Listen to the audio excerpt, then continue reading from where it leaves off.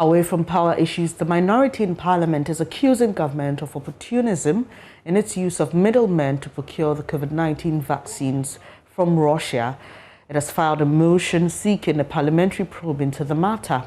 The minority is also demanding a bipartisan parliamentary probe into the Frontier Healthcare Services deal for COVID-19 testing at the Kotoka International Airport. Its leader, Haruna Idrisu, addressed the media yesterday. We are more incensed by the terms of these multiple illegal agreements, which currently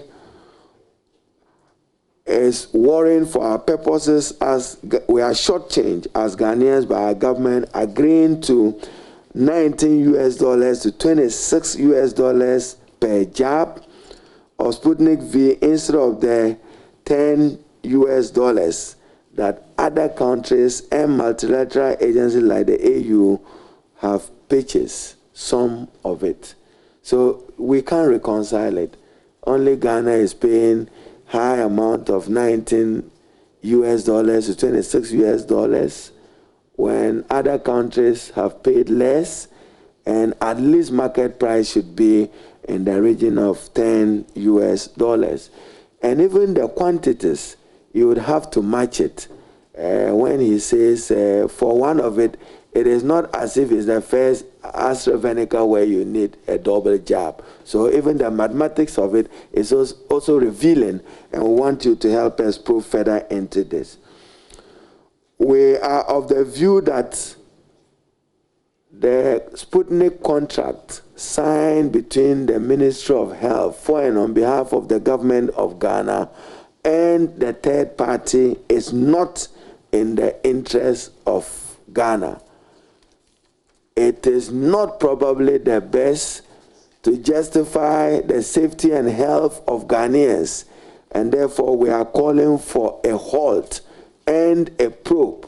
We have accordingly filed a parliamentary motion to demand a bipartisan investigation and inquiry into the matter, and the report will advise us accordingly what course of action we should take. Accountability, you must demand it.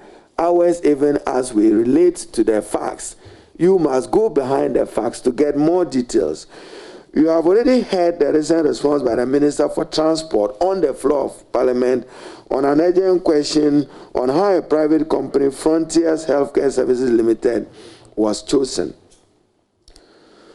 Noguchi could have performed this role at least cost to the state of Ghana. Is a loot and share for family and friends at the airport as far as this transaction is concerned. They probably have raked in a colossal $16.3 million for charging travelers $150 per person.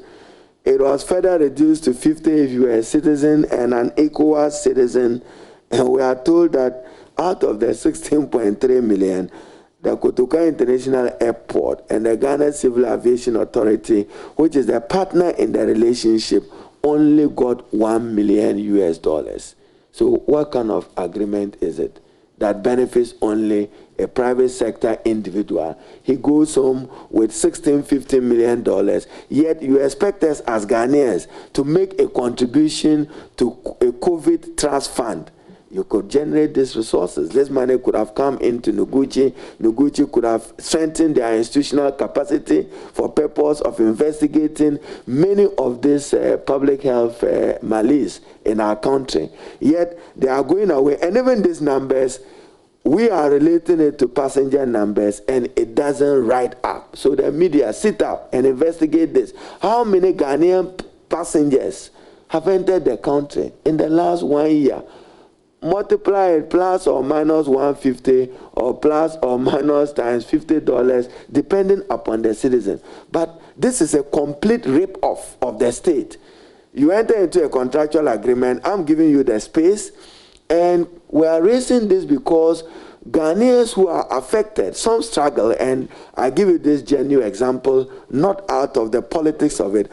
I was boarding a flight from the Emirates to Accra 2 Ghanaian citizens were stopped just at the point of embarking on their flight because they couldn't show evidence of a frontier ticket that they had paid the money.